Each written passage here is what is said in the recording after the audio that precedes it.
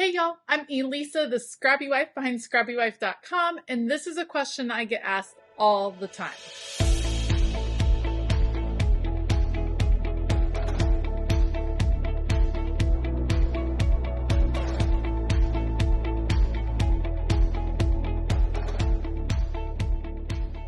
A question I get asked in my Plan With Me videos a lot is how do you do the decorative planning and keep track of upcoming appointments? We all know when you schedule doctor's appointments and things like that, a lot of times it's weeks and months in advance. How are you doing that if you're also decorating your planner? So today I want to give you a little sneak peek into how I work that pre-planning, how I continue to schedule appointments and things like that months in advance and still decorate each month in my planner. And then I wanted to show you these brand new stickers from Kellofaplan. These release on Friday, monthly basics. This is going to be something that you're going to want to have on hand every month when you are setting up your calendar. So if you're wanting to see this little sneak peek and check out these new stickers, stay tuned.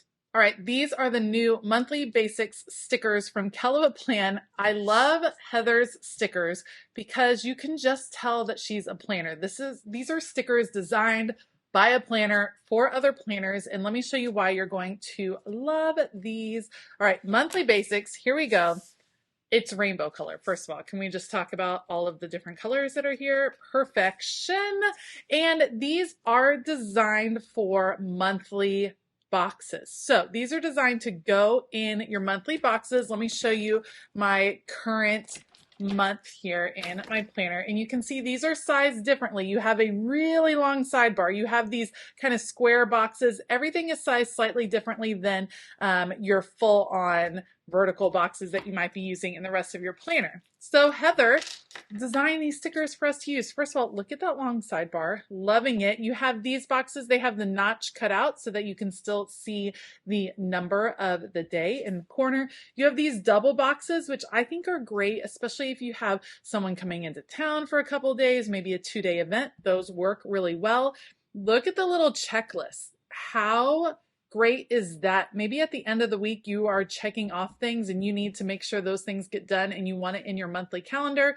Love that. If you're like me and you have a super busy weekend like Saturday where you might have gymnastics and soccer and baseball and a hangout with neighbors, this gives you enough room to write all of that in one place. Love that. And then these, I use these all of the time. So you have the red and then these boxes. Okay, let me tell you why I love these. These long stripes. I'm sure you're like, why are there long stripe boxes? These are so perfect for marking things like summer camp, family coming into town over multiple days, a vacation. I use these at the bottom row. Again, let me show you how I like to use those. When people come into town, see how I did it right here for a long time? I like to put that stuff in with a long strip. These are nice because they're going to coordinate, solid colors, work really well. Absolutely love this. And then this long extended box. I think these are so smart. You have monthly habit trackers that you can add in, bullet points, always very important, and then some great words in Heather's writing. So appointment practice, I would need about 47 of those with all of the school practices, all the sports practice. Game day, love that. Work, vacation, trip, bill due. I know lots of people keep track of their finances and their budget on their monthly view. I actually think Heather does that as well. So those are really helpful. Anniversary, date night, birthday, school, meeting, girls' night. Awesome. Off work, off work, off work. Love all of those. So then we get another set. This one is into the orange colors. These are all going to be the same format, but now we're getting all the rainbow colors. So you're going to be able to use these like all year long. Love the oranges. Then we have yellows. You always know the yellow is going to be good because that's Heather's favorite color. And so she is very particular. Super pretty. Into the bright green. I love that. The greens are so good. That's a good one. The teal. This is probably my favorite color in this book. My favorite color is purple, but I really like how this teal color came out. So pretty. The dark blue, this is kind of unusual. I'm kind of digging that. That would mix well with the red for the 4th of July. I love that. Now this is a little bit of a brighter blue. pretty? Again, all the pages the same, and then a third blue. You guys, for real, you're gonna just want this by your side while you're doing your monthly planning. Here's some pinks. So pretty. A little bit of a lighter pink, maybe more rosy. Then we get into gray. Love. And black. I love this one. Definitely one that I would use a lot. Now we have all of our months of the year in some of the different colors: red, orange, yellow, green, teal, and these are all on paper.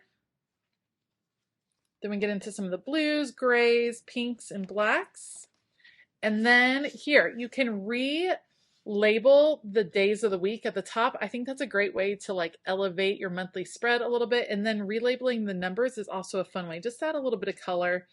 Goes all the way through 2026 in some different colors. And then some great labels for holidays and things like that that are sized down in order to fit into your monthly planner. And I also love how these are cut out, not like around every little word, but they're cut out in kind of a block, which I think makes them fit in that monthly spot even more.